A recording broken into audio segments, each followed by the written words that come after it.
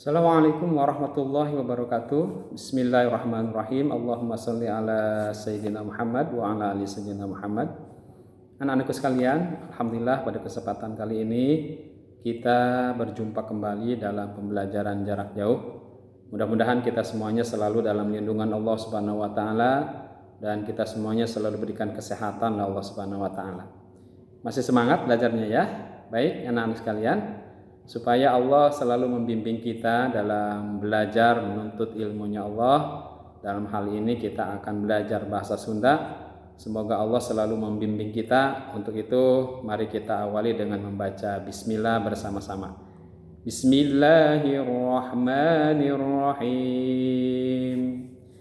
Baik anak-anak sekalian, untuk hari ini Mister akan sampaikan materi pembelajaran di kelas 3A dan kelas 3B itu.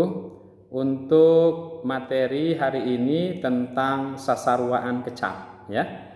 Boleh kalian siapkan dulu bukunya, buku tulis dan alat tulisnya ya.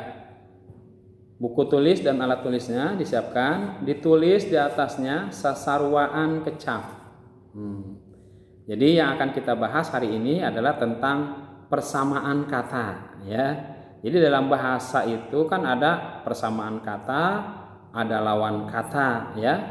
Kalau mungkin dalam bahasa Indonesia itu istilahnya sinonim dan antonim. Yang akan kita bahas pada kesempatan kali ini adalah tentang sinonim ya, atau sasarwaan kecap atau persamaan kata ya. Tulis judulnya sasarwaan kecap. Sudah?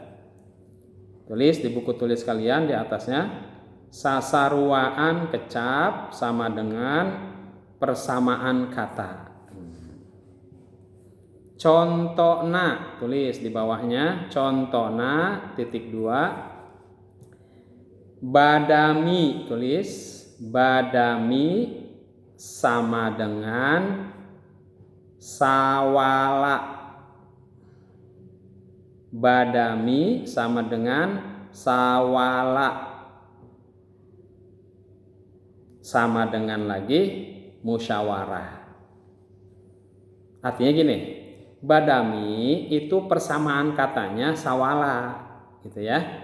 Jadi sawala, badami sama, itu persamaan kata. Sama artinya juga apa?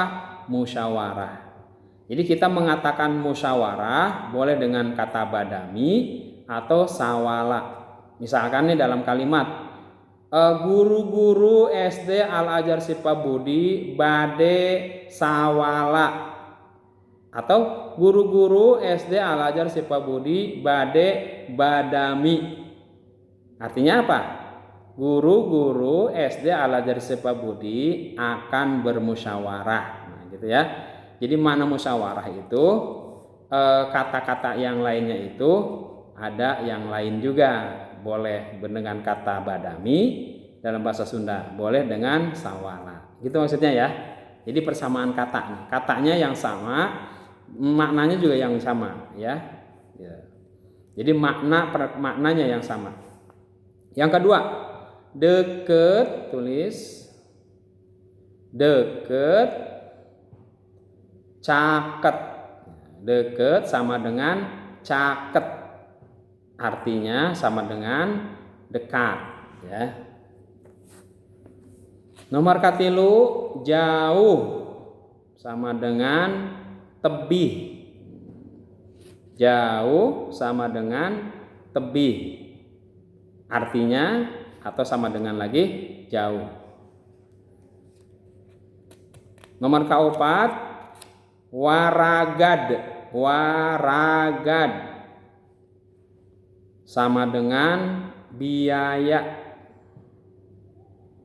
Waragad sama dengan biaya, sama dengan dana ya. Nomor kelima, bagus. Bagus sama dengan alus. Jadi bagus persamaan katanya alus, artinya bagus atau sama dengan lagi bagus. Nah ini contoh ya, 5 aja. Contoh persamaan kata dalam bahasa Sunda. Biasanya anak-anak kalian, kalau dalam bahasa Sunda itu persamaan kata suka disebutnya itu dengan undak usuk basa. Jadi bahasanya bahasa halus dengan bahasa loma, padahal kata-katanya juga sama artinya gitu. Cuman biasanya bahasanya saja yang berbeda. Artinya tingkatan bahasanya. Contoh yang tadi misalkan deket itu bahasa loma, bahasa kasar. Tapi kalau caket itu bahasa halus. Padahal sama-sama artinya deket, caket itu juga artinya dekat. Nah, kayak gitu. Jadi membedakan antara persamaan katanya itu biasanya dalam bahasa Sunda itu lebih banyak dalam undak usuk basa, ya. Jadi bahasa halus dengan bahasa loma, bahasa kasar dengan bahasa halusnya.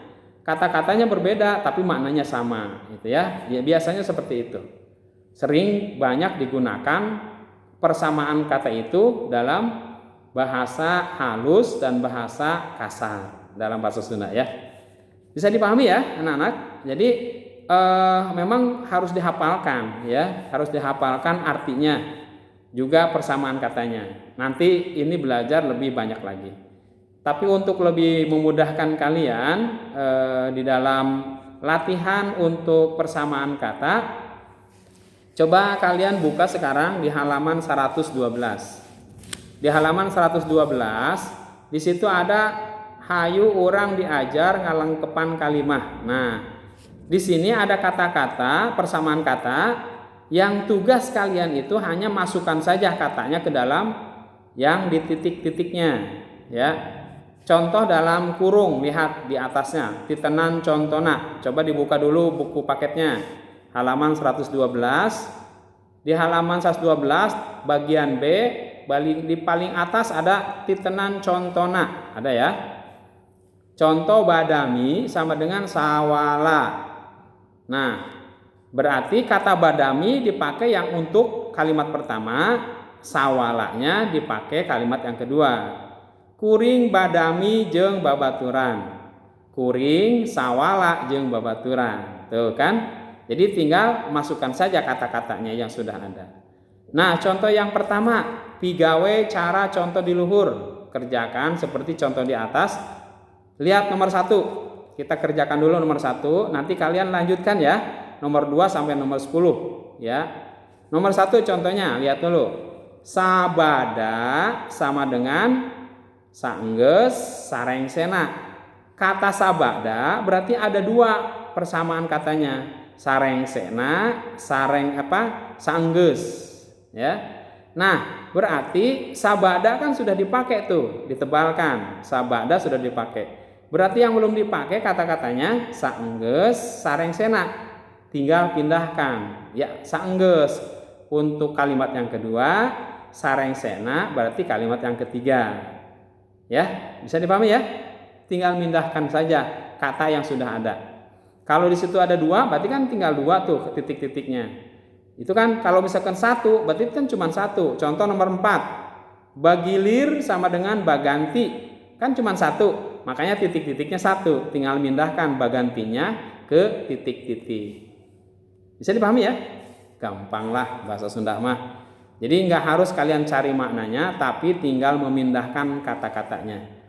Kalian isi yang bahasa Sundanya nomor 1 sampai nomor 8 di sini ya, bukan 10.